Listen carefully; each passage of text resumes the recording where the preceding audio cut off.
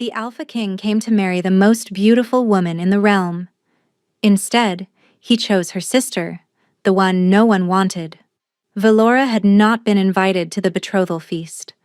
She watched from the shadows of the servants' corridor as her sister Lysara glittered like a jewel before the gathered nobility, radiant and perfect, and everything Valora would never be. Their father had made certain of that years ago when he tried to carve the curse from her face. She wore a veil now, thick and dark, concealing the scars that mapped her features and the secret that burned beneath them. No one looked at her.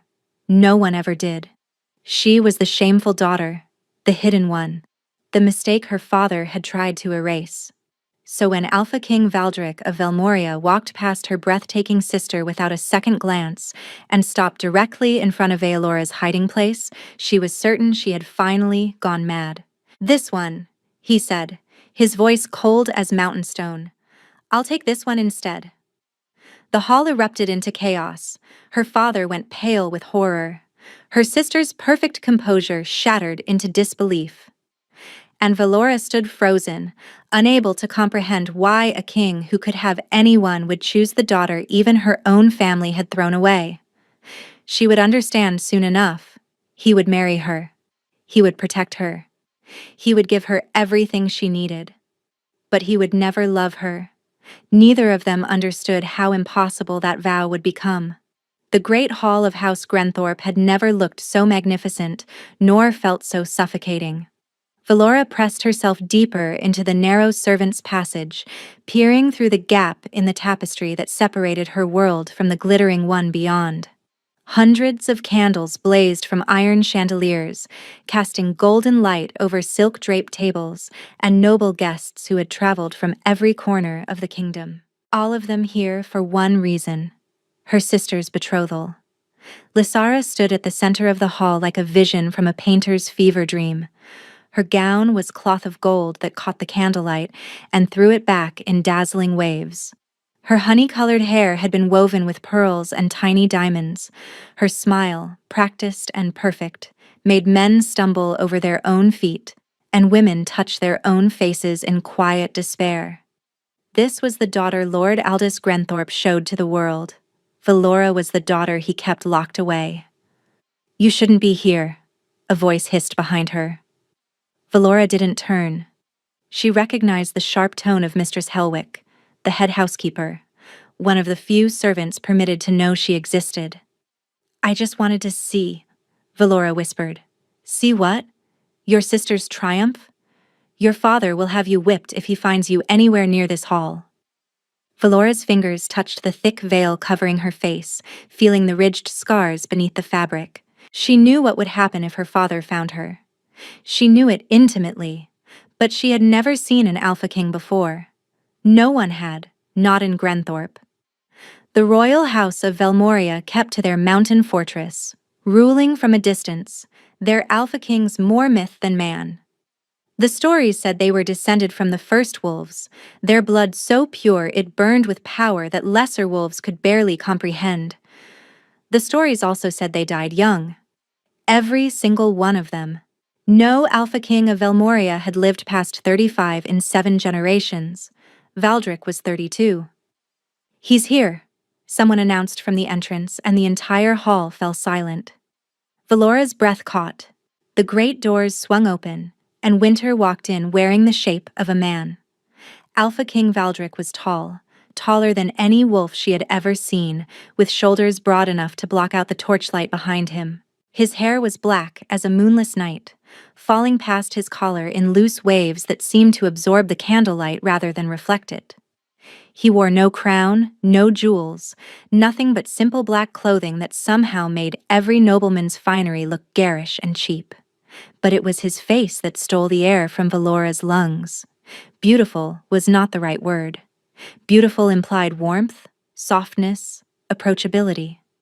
Valdric's features were carved from something harder, cheekbones sharp enough to cut, a jaw that could have been chiseled from granite, and eyes the color of deep winter ice. Pale gray, almost silver, utterly cold. Those eyes swept the room with the disinterest of a predator surveying prey too small to bother hunting. The alpha dominance that rolled off him hit Valora like a physical wave, even through the stone walls of the servants' passage. Her wolf, the small and stunted thing that it was, immediately dropped to its belly inside her mind, whimpering in submission. Around her, she heard gasps and sharp intakes of breath as every wolf in the hall felt the same crushing weight of pure, undiluted power. This was not a man. This was a force of nature wearing human skin. Lord Aldous stepped forward, his practiced smile firmly in place despite the sweat beading at his temples. "Your Majesty, House Grenthorpe is honored beyond measure to welcome you. May I present my daughter, Lysara, your intended bride." Lysara sank into a curtsy so graceful it could have been choreographed, her golden gown pooling around her like molten sunlight. When she rose, her eyes sparkled with carefully cultivated warmth, her smile designed to enchant. Valdric looked at her. His expression did not change. Not a flicker of interest. Not a shadow of desire. He looked at the most beautiful woman in the realm, the way a man might look at a piece of furniture. "Charmed," he said flatly. A ripple of unease moved through the crowd. This was not how the stories went. Men were supposed to fall at Lysara's feet. Kings were supposed to be dazzled. Her beauty was legendary, had been cultivated specifically for this purpose, to secure an alliance with the crown that would elevate House Grenthorpe above all others. Valdric's gaze moved on. It swept past the nobles, past the servants, past the tables groaning with food prepared in his honor. It moved across the hall, with that same predatory disinterest until, impossibly, horrifyingly, it stopped. On the tapestry. On the gap in the tapestry. On Valora. She couldn't move. Couldn't breathe. Those frost-colored eyes pinned her in place like a butterfly on a collector's board. She felt seen for the first time in years. Truly seen. And the sensation was so foreign it bordered on painful. "Who is that?" Valdric asked. The hall went silent. Lord Aldous followed the king's gaze, and Valora watched the color drain from her father's face. "No one of consequence, Your Majesty." "No one of consequence, Your Majesty. A servant. Servants don't wear veils." Valdric was already walking, not toward Lysara, not toward his intended bride, but toward the tapestry, toward Valora. Each footstep echoed through the suddenly silent hall like the tolling of a funeral bell. Valora's pulse thundered in her ears. She should run. She should flee before her father's wrath could find her. But her feet refused to move. Her wolf refused to let her turn her back on this apex predator, approaching with the inevitability of an avalanche. He stopped 3 feet from the tapestry, close enough that she could smell him. Pine and frost and something darker underneath. Something that smelled like power itself. "Come out," he commanded. It was not a request. Her wolf obeyed before her mind could object, and Valora found herself pushing through the tapestry into the blinding light of the hall, a dark and shrouded figure amid all that golden splendor. The whispers began immediately. "What is that? Is that a woman? Why is she veiled? What's wrong with her face?" Valora kept her head bowed, her shoulders hunched, making herself as small as possible. The veil was thick enough that she could barely see through it, which meant they could barely see her. That was the point. That had always been the point. Valdric studied her in silence. The weight of his attention was almost unbearable, pressing down on her like a physical force. She could feel him evaluating her, analyzing her, and she braced herself for the disgust, the dismissal, the command to remove herself from his sight. Instead, he spoke 4 words that changed everything. "I'll take this one." Silence. Absolute, deafening silence. And then the chaos erupted. The journey to the castle passed in a blur of disbelief. Valora sat in the royal carriage, her hands clasped so tightly in her lap that her knuckles had gone white beneath her gloves. The velvet seat was softer than anything she had ever touched. The window beside her offered glimpses of countryside rolling past, autumn gold fields giving way to the dark forests that bordered Velmoria's mountain territories. She had not spoken since leaving her father's house. Neither had the king.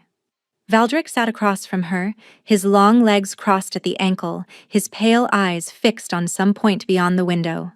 In the enclosed space of the carriage, his presence was even more overwhelming. The cold that seemed to emanate from him was not imagination, she realized.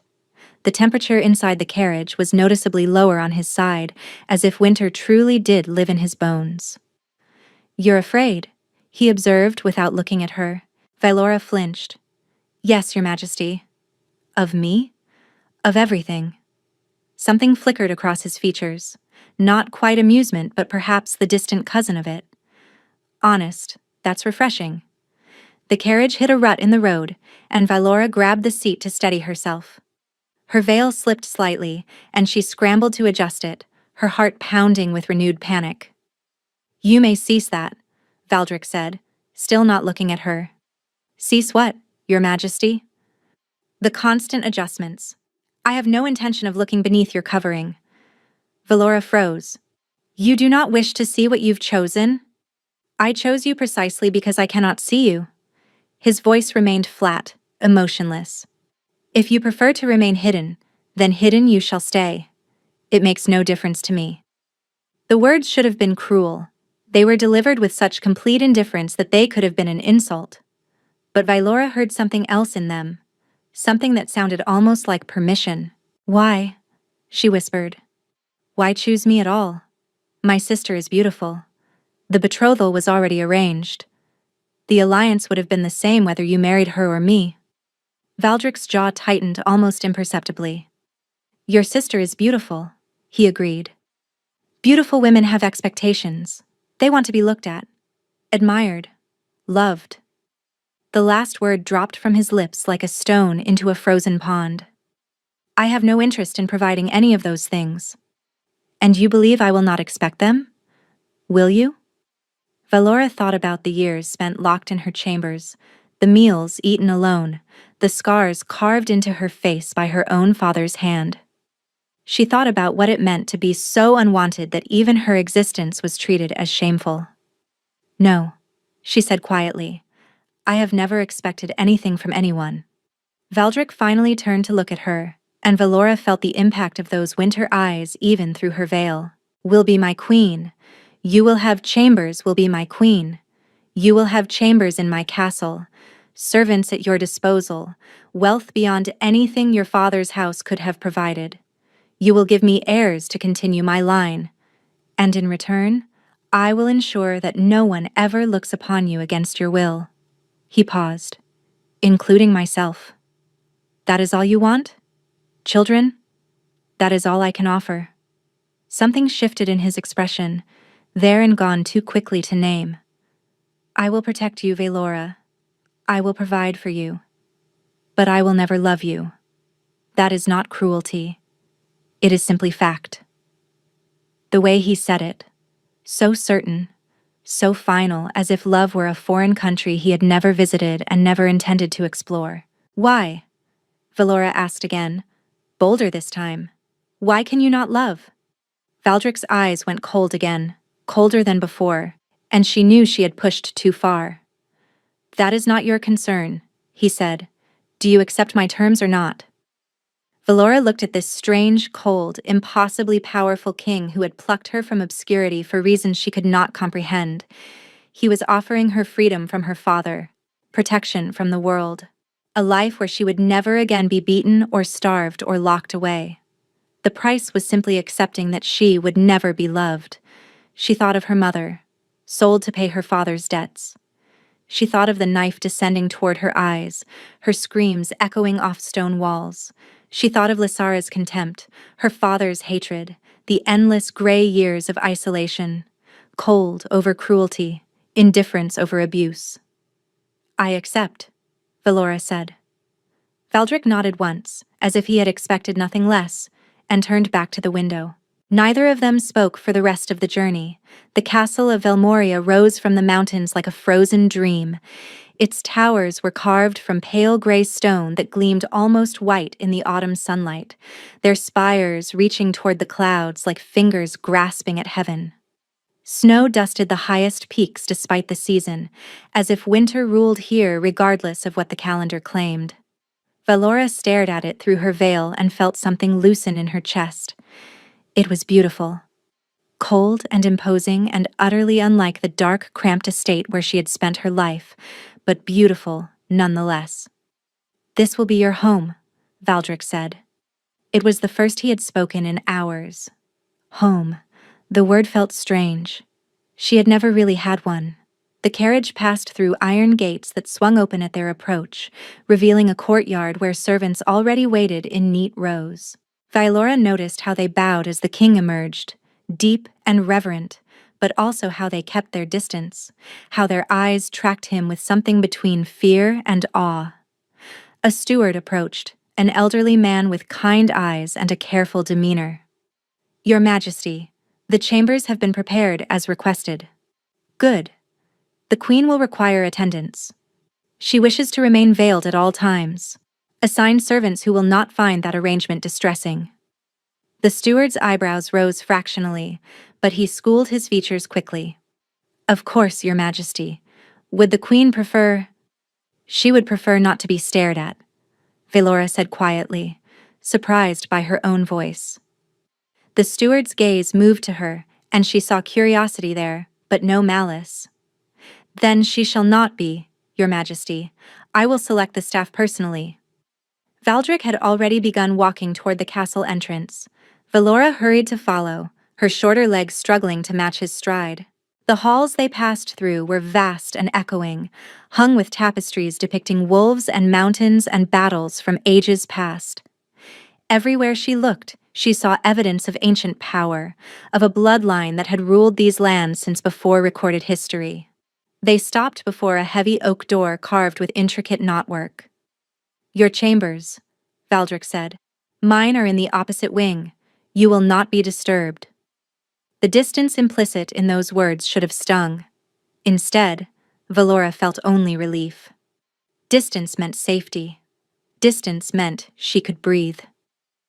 "The contract negotiations will take place tomorrow," Valdric continued. "Your father has been summoned to formalize the arrangement, unless you object to his presence." The thought of seeing Lord Aldous again made Vailora's stomach clench, but she understood politics well enough to know that certain things required witnesses. "I do not object," she lied. Valdric studied her in weighted silence, and she had the unsettling sense that he saw through the lie effortlessly, but he did not comment on it. "Rest," he said. "Tomorrow will be difficult." The council chamber was smaller than Vailora expected, but no less intimidating. A long table of polished dark wood dominated the space, surrounded by chairs that looked ancient and uncomfortable. Morning light streamed through narrow windows, catching dust motes that swirled like tiny stars.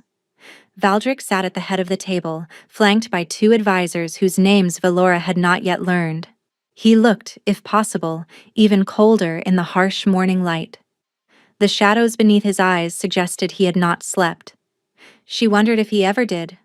And at the far end of the table, rigid with barely contained fury, sat Lord Aldous Grenthorpe. Beside him was Lysara. Vailora had not expected her sister. The sight of that perfect golden beauty, now marred by dark circles and a pinched expression, sent a complicated wave of emotion through her chest. They had not spoken since Vailora was 15, and had made the mistake of wandering too close to one of Lysara's suitors. The punishment had been severe. "Lady Vailora," the chief advisor announced, "you may be seated." Vailora took the chair nearest to Valdric, across from her father. She could feel Aldous's eyes burning into her like brands. The hatred radiating off him was so intense, she could smell it, sharp and acrid beneath his perfumed scent. "The contract is straightforward," Valdric said without preamble. He did not look at anyone in particular as he spoke, his attention on the documents before him. "Lady Vailora will become my queen. She will be granted full rights and privileges of her station. She will retain the option to remain veiled at all times, and no member of this court or kingdom will be permitted to view her face without her explicit consent." Lord Aldous leaned forward. "Your Majesty, I must protest. You cannot possibly understand what you are agreeing to. That girl is not fit to be a queen. If you knew what she was, what she hides beneath that veil. I was not speaking to you. Valdrick's voice cut through the air like a blade. I was speaking to my future queen. The silence that followed was absolute. Velora saw her father's face go red, then white. Saw the vein in his temple throb with suppressed rage. He was not accustomed to being dismissed, to being treated as anything less than the most powerful man in the room. Velora, Valdrick said, and the use of her name without title sent a strange warmth through her chest. Are these terms acceptable to you? Yes, Your Majesty. More than acceptable. You are certain? Once this contract is signed, there will be no going back. You will be mine. The possessive word hung in the air. Mine. Velora had never belonged to anyone except as property to be despised and hidden away. The idea of belonging to someone who might actually protect that belonging felt like a fantasy too dangerous to believe in. I am certain, she said. Valdrick slid the contract across the table. Sign. Velora signed. Her hand trembled only slightly. Lord Aldous signed as witness, his pen pressing so hard it nearly tore through the parchment. The advisors signed. The seals were applied, the words spoken, and just like that, Velora was no longer a Grenthorpe. She was a queen. This farce will not stand, Aldous hissed as soon as the formalities concluded.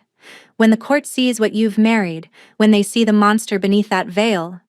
They will see nothing, Valdrick interrupted calmly, because no one will look. I have decreed it. Are you suggesting you know better than your king, Lord Grenthorpe? Aldous' mouth opened, then closed. Even his arrogance had limits when faced with the Alpha King's cold authority. Remove yourself from my castle, Valdrick continued. Your presence is no longer required, or desired. The dismissal was brutal in its simplicity.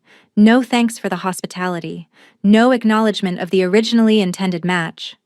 Lord Aldous rose stiffly, his face a mask of humiliated fury, but Lysara did not move. Sister, she said quietly, and the word dripped with venom. May I have a private word before we depart? Velora looked at Valdrick, uncertain. He raised one eyebrow slightly, leaving the decision to her. Clouds gathered in the distance. Clouds gathered in the distance, threatening snow. You must be pleased with yourself, Lysara said. Velora kept her hands clasped before her. I did not plan this, Lysara. I did not even want to be at the feast. And yet, here you are. Queen. The word twisted in her sister's mouth. You've taken everything from me. The crown, the title, the king. Her voice cracked. Do you have any idea what father will do when we return home? Who he will blame? For the first time, something like sympathy stirred in Velora's chest. Lysara had always been the favored child, yes. But that favor came with expectations. With pressure. With consequences for failure. I'm sorry, Velora said, and meant it. Lysara's laugh was bitter as poison. You're sorry. How touching. She stepped closer, her beautiful features twisted with something uglier. He thinks you're mysterious, doesn't he? The hidden bride, the secret queen. He has no idea what you actually are. Velora went very still. Father told me, you know, about the eyes, about what you are. Lysara's voice dropped to a whisper. Curse weaver. That's what they call creatures like you. Your mother was one. That's why father really sold her, not for debt. Because she could see curses, because she might have seen his. The words hit Velora like physical blows. Yes, Lysara continued, a cruel smile spreading across her face. Father carries something dark, doesn't he? Something he doesn't want anyone to know about. And your mother saw it. Just like you could see it, if you weren't so busy hiding like a coward. You're lying. Am I? Lysara tilted her head. Look at me with those silver eyes, sister. Look, and tell me I'm lying. Velora's hands shook. The scars on her face seemed to burn beneath her veil, phantom pain from wounds long healed. The king chose you for a reason, Lysera whispered. Maybe he senses what you are. Maybe he thinks you can help him. Her smile turned vicious. But curse weavers are extinct for a reason, Vaelora. They were hunted, killed, burned. When the court discovers what you are, when your precious king realizes he's married an abomination. She leaned in close enough that Vaelora could smell her perfume, roses, and something darker beneath. He won't protect you. No one will. And father will finally get what he's always wanted. A world without you in it. Lysera pulled back, smoothing her gown as if they had been discussing nothing more interesting than the weather. Enjoy your crown while you can, sister. It won't last long. She swept away, leaving Vaelora alone in the alcove with her racing heart and the terrible weight of her sister's words. Curse weaver. Her mother had never told her. Her father had only ever spoken of her eyes as a curse, a deformity, something to be destroyed. But if what Lysera said was true, Vaelora touched her face through the veil, feeling the ridged scars that mapped her features. The scars that had been carved there when her father tried to cut out her eyes, not because they were ugly, because of what they could see. And somewhere in this frozen castle, an Alpha King was slowly dying of a curse no healer could explain. Vaelora didn't believe in coincidences, but she was beginning to believe in fate. The wedding was held 3 days later in the great cathedral of Velmoria. Vaelora had never seen anything so magnificent or felt so utterly out of place. The cathedral soared toward the heavens, its vaulted ceilings painted with scenes of ancient wolf gods running across star-scattered skies. Thousands of candles blazed from every surface, their light reflecting off gilded pillars and stained glass windows that transformed sunlight into rivers of color. And every seat was filled. They had come from across the kingdom to witness their king take a bride. Noble families in their finest silks, military commanders in ceremonial armor, foreign dignitaries who had traveled weeks for this moment. All of them craning their necks, whispering behind gloved hands, desperate to catch a glimpse of the mysterious woman who had stolen a crown meant for another. Vaelora stood at the entrance, alone. There was no father to walk her down the aisle. She had refused Lord Aldous that honor, and Valdric had supported her refusal without question. So she would make this journey by herself, as she had made every journey in her life. The music began. A haunting melody played on instruments she could not name, filling the cathedral with sound that seemed to vibrate in her very bones. One step, then another. The whispers intensified with each pace she took. Why is she still veiled? Surely she'll remove it for the ceremony. What is she hiding? I heard she's horribly disfigured. I heard she's not even human.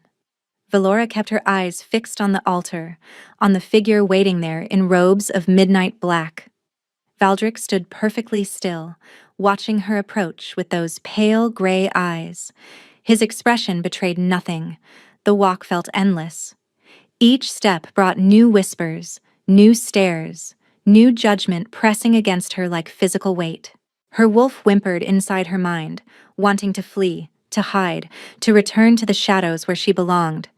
But she kept walking, because at the end of this aisle stood something she had never had before. Safety, protection. A life where she would never again fear her father's knife. She reached the altar and stopped before the king. Up close, she could see the tension in his jaw, the slight shadows beneath his eyes. He looked tired, worn, as if something was slowly draining the life from him, one heartbeat at a time. You came, he said quietly, for her ears alone. Did you think I wouldn't? I thought you might realize what you were agreeing to and run. Vaelora almost laughed. I've spent my whole life running, Your Majesty. I'm tired of it. Something flickered in his eyes, vanishing before she could identify it. The high priest stepped forward, ancient and withered, his voice carrying through the cathedral with surprising strength. We gather today to witness the sacred union of Alpha King Valdric of the House Velmorath and Lady Vaelora of House Grenthorpe. Let those who would object speak now or forever, hold their silence. The pause stretched. Valora could feel the weight of expectation, the hope among some that someone would stop this madness. No one spoke. The vows. The priest continued. Do you, Valdric, Alpha King of Velmoria, take this woman as your mate, your queen, your bond for all the days of your life? I do. The words were flat, final, empty of emotion. And do you, Valora, take this man as your mate, your king, your bond for all the days of your life? I do. The priest nodded. The rings. A servant approached bearing a velvet cushion. 2 rings rested there, both forged from a metal Valora had never seen before. Dark as shadow, yet somehow luminous, as if starlight had been captured within the bands. Valdric took the smaller ring and reached for her hand. The moment his fingers touched hers, Valora gasped. He was cold. Not cool, not chilled. Genuinely, impossibly cold, as if his blood had been replaced with ice water. She stared at their joined hands, watching frost patterns form where their skin met, melting almost instantly but undeniably present. Your Majesty, she breathed. I know. His voice was tight. Give me your finger. She obeyed, too shocked to do otherwise. The ring slid onto her finger, a perfect fit despite no one having measured her. The metal was warm against her skin, a stark contrast to his frozen touch. By the ancient laws of our people, the priest intoned, I pronounce you mated and bound. You may claim your bride, your Majesty. The cathedral held its breath. This was the moment. The kiss. The unveiling. The revelation everyone had been waiting for. Valora's pulse raced so violently she felt dizzy as Valdric turned to face her fully. Do you wish me to remove your veil? He asked, quiet enough that only she could hear. No. The word escaped before she could stop it. Please, I cannot. Then I will not. He lifted her hand, the same hand that now bore his ring, and brought it to his lips. The kiss was gentle, formal. His mouth was as cold as his fingers, pressing against her knuckles for just a moment before releasing her. The crowd erupted in confused murmurs. He didn't kiss her. He didn't remove the veil. What kind of marriage is this? But Valdric was already turning away, offering her his arm with the same cold courtesy he might show a stranger. Come, my queen. The feast awaits. Valora took his arm, feeling the chill seep through the fabric of her gown. She should have felt disappointed, rejected, humiliated by such a public dismissal of intimacy. Instead, she felt something she hadn't expected. Gratitude. He had promised to protect her secrets, and he had kept that promise before every watching eye in the kingdom. Thank you, she whispered as they walked back down the aisle together. Valdric glanced at her, a furrow appearing between his brows. For what? For not looking, for keeping your word. He said nothing for a long moment. Then, so quietly she almost missed it. I always keep my word, Valora. Remember that. It sounded like a promise. It also sounded like a warning. Night had fallen over Velmoria by the time Valora was escorted to her chambers. Not her chambers, she corrected herself. Their chambers. The queen's suite connected to the king's apartments through a private door, a door that now loomed in her peripheral vision like a threat. The servants had prepared everything. A bath scented with night-blooming jasmine, a nightgown of silk so fine it felt like water against her skin. Candles lit throughout the room, casting soft golden light over the massive bed that dominated the space. Valora sat on the edge of that bed, her hands folded in her lap, her veil still firmly in place. She had not removed it since leaving her father's house. Even for bathing, she had dismissed the servants and washed herself in darkness. The scars were bad enough, but her eyes, those silver eyes that had so terrified her father, those she could never allow anyone to see. 3 soft knocks at the connecting door made her flinch. Come in, she managed. The door opened, and Valdric stepped through. He had changed from his ceremonial robes into simpler clothing, a white shirt unlaced at the throat, dark trousers. His feet were bare against the cold stone floor, and Vylora noticed he did not seem to feel the chill that made her shiver. Of course he didn't. He was made of winter. "I have something for you," he said without preamble. Vylora's brow furrowed beneath her veil. "Your Majesty?" He moved to the windows, where heavy curtains of black velvet had been drawn back to reveal the mountain vista beyond. With practiced movements, he released a series of catches, and additional layers descended. Panels of thick fabric, layered one over another, blocking every sliver of moonlight until the room plunged into absolute darkness. Vylora could not see her hand in front of her face. "These chambers have been modified," Valdrick's voice came from somewhere to her left. "The curtains, once fully drawn, block all light. The servants know not to enter without explicit permission. In this darkness, you may remove your covering.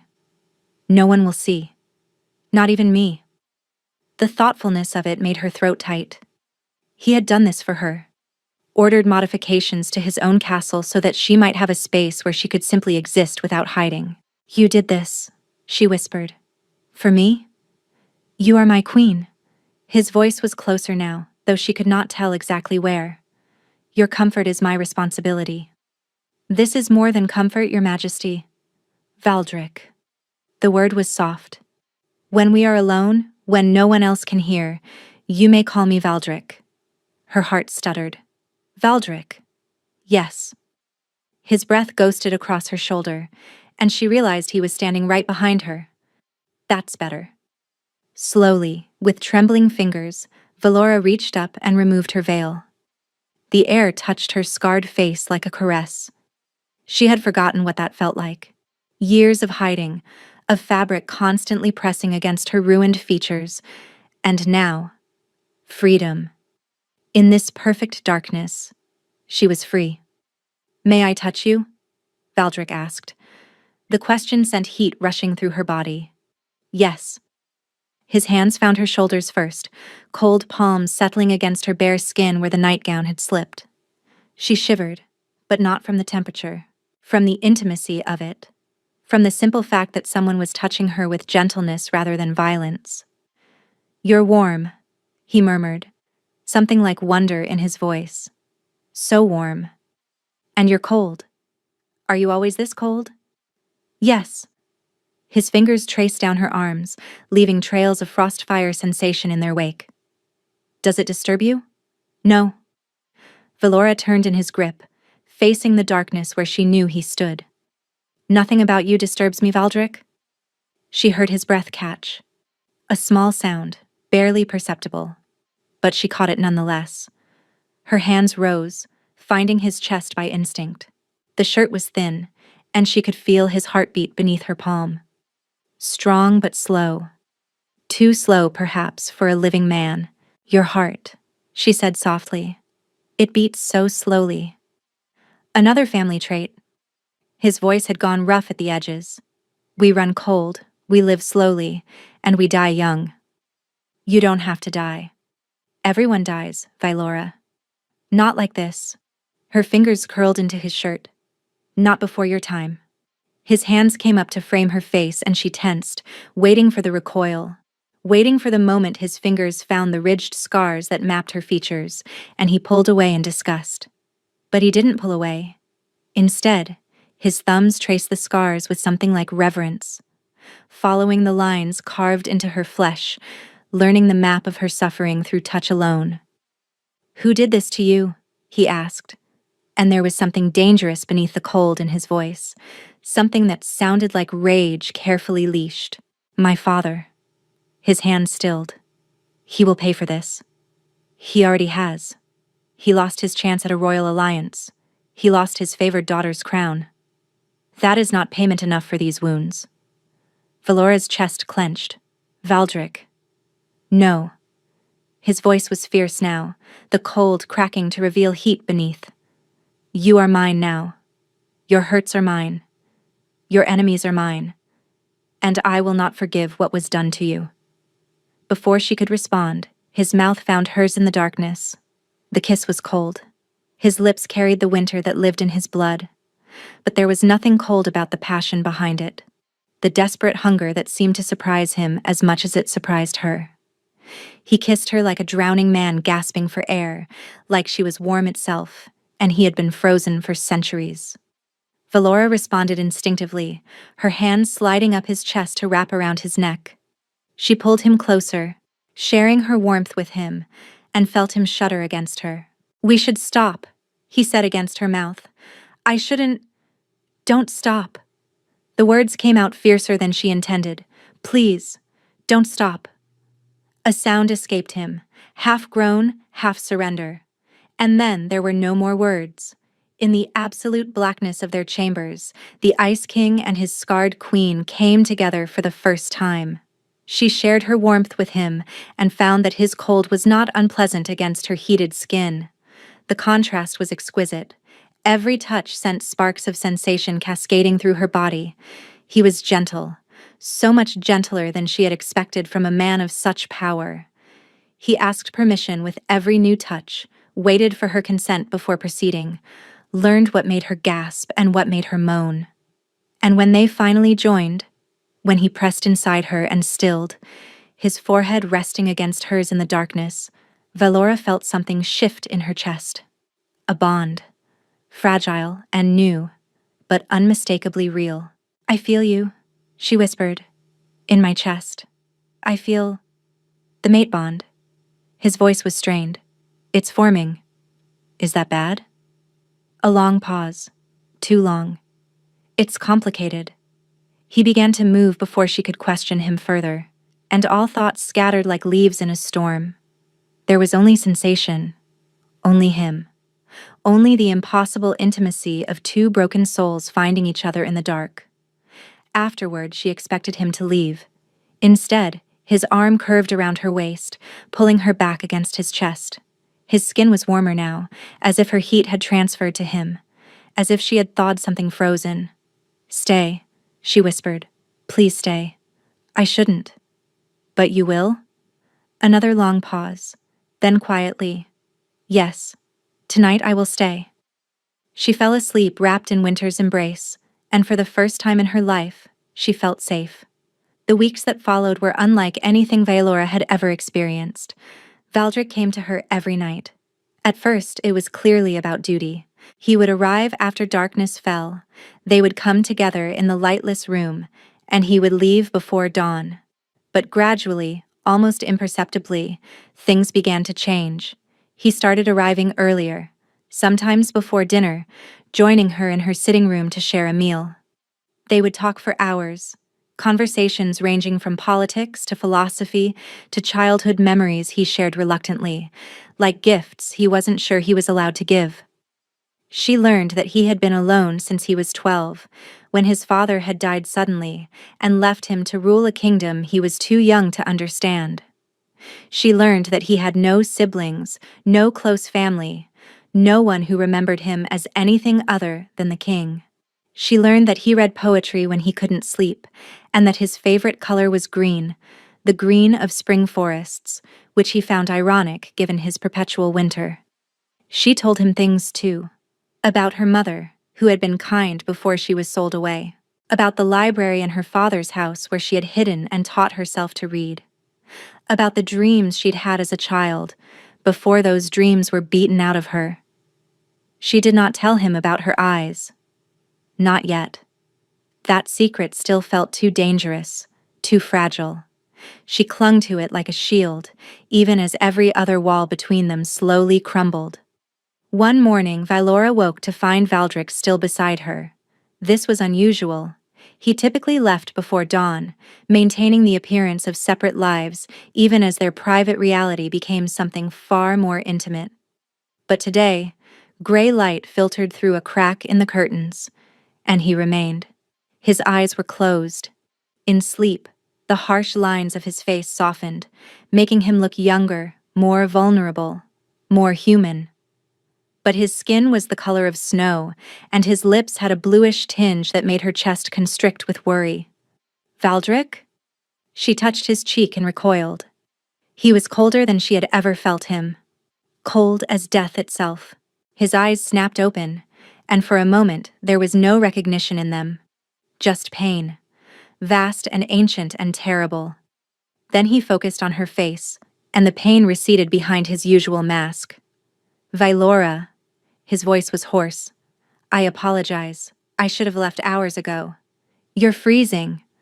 She pulled the blankets higher around them both, as if that could help. This isn't normal, even for you. I'm fine. You're lying. He held her gaze, seconds stretching between them, and she saw something in his expression that frightened her. Resignation. There are things about my family, he said slowly, that I have not told you. Then tell me now. It's not a burden you need to carry. Vylora sat up, clutching the blankets to her chest. You are my husband. Your burdens are mine. Isn't that what you told me? A ghost of a smile crossed his face. Using my own words against me. Is it working? Perhaps. He sighed, running a hand through his dark hair. The kings of Velmoria. We are cursed. Have been for 7 generations. Vylora's breath stopped. Cursed how?